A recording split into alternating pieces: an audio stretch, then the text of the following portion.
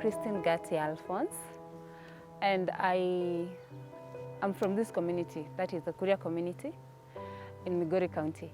There are actually many challenges that girls face, being the community really uphold female genital mutilation, child marriages, and well, you find that girls can drop out of school to actually get cut and get married. More than 50% of girls who get cut, the second or the coming year, most of them get pregnant or even drop out of school to get married.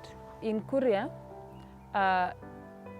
younger siblings are not cut before the older siblings. At the age of 8, my dad was being forced to take me for FGM, but he actually didn't want to cut me. He took my brother, who is now younger, my younger brother, to be circumcised in the hospital. But now the elders demanded, they actually knew that happened, and they demanded my dad to actually take me for the cut, so then we can be, it can be the same time with my brother. But my dad didn't want. They actually claimed that it was a taboo, and my dad would sacrifice some things, some animals, but my dad refused. And so the clan elders, because they really want to feel like they are the ones who have the power, and by then they were really feared, and whatever they had said, the community could not go against it. So when my dad went against that, actually he was punished, and the punishment was to be killed. So I didn't actually know that until when I was about 12, between 12 and 13 years. It's when I realized and knew this story. But before then, my mother was actually against the cut. So my mom would actually ask us not to go even see the dancing and the celebration of girls. If you were found in those celebrations, then you were in for a big punishment. So we really didn't go. We just saw it pass and all that. But again, the lifestyle that we had, like the living standard that we had, was very low, because some nights we would go without food. I was really determined, even if my mom had said no, I'll just go, because I wanted that money. I was really looking at those, the way girls would come dressed, and then they were just, the money would be pinned all over them, from the cape to down to the feet. So that is the money I was really longing for, and looking that maybe today we slept hungry and people are passing there with money, I'll also one day pass with money. And my shoes were torn, going to school barefooted and having torn shoes and all that. I was really looking forward to that. But actually my perspective was changed. It was changed during a school visit, where a member from Action Aid was actually coming to talk about HIV and AIDS and how it spreads. So when they were talking about that, they touched on FGM, and they talked about how girls are cut with one laser, how the cutter actually doesn't even wear gloves, all that. So I was actually, my mind was like it opened. And I actually, from that meeting, I told myself I don't want to contract AIDS. And that is what really rang in my mind. And I decided, I made up my mind that I'm not going to go for the cut. So when I went home, I shared with my mom. I remember the time I shared with her about what we have been taught in school.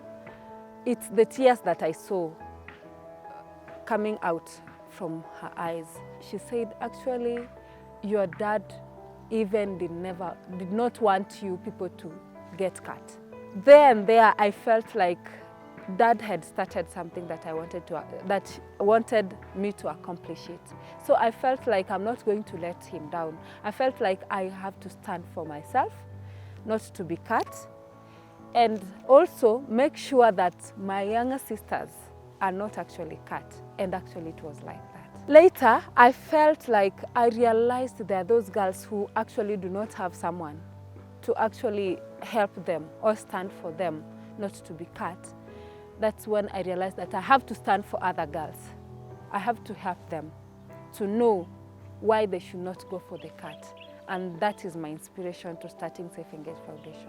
Times have changed. Then, Girls who were not cut, now I'm talking about my time when I said no to FGM. Do you know I wouldn't play even with my friends in school?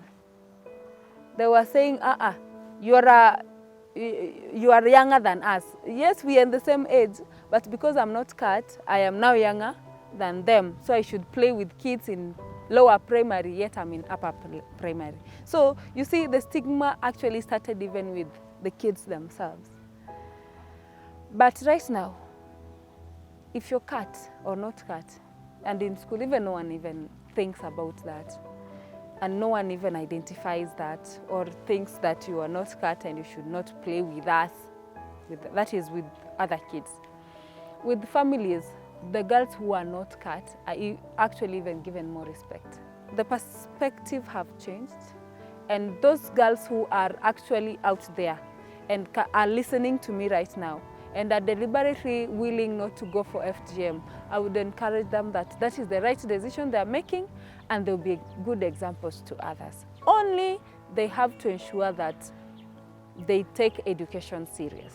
When you talk with most of these women and girls, they feel like, this is what I want, but how will I do it? How will I go about it? So every time I talk with women, I tell them, purpose and go for what you want despite the challenges. Just dream and get up and follow that dream. The world that I really look forward to is a world where women will be valued. They'll be given the respect they deserve as humans also. A world where women will be given opportunity to actually become what they want to, now not what the community dictates them to.